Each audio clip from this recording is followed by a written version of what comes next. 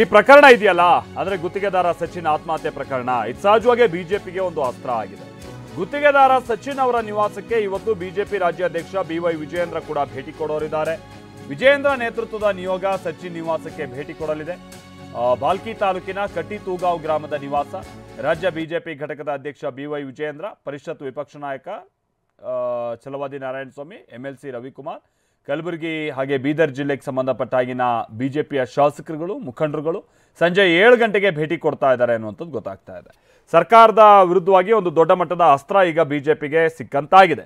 ಗುತ್ತಿಗೆದಾರ ಹೀಗೆ ಕಿರುಕುಳದಿಂದ ಮೃತಪಟ್ಟಿದ್ದಾನೆ, ಅದು ಸಚಿವನವರ ಆಪ್ತನ ಕಿರುಕುಳ ಅನ್ನುವಂಥದ್ದು ಸಹಜವಾಗಿ ಇದು ಬಿಜೆಪಿಗೆ ಅಸ್ತ್ರ ಆಗಿದೆ. ಬಟ್ ಅದನ್ನು ಹೇಗೆ ಬಳಸುತ್ತೆ ಅನ್ನುವಂಥದ್ದನ್ನು ನಾವು ನೋಡಬೇಕಿದೆ ಇಲ್ಲಿ ಅಷ್ಟೇ.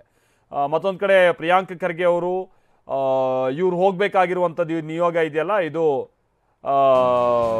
ಸಚಿನ್ ಅವರ ನಿವಾಸಕ್ಕಲ್ಲ,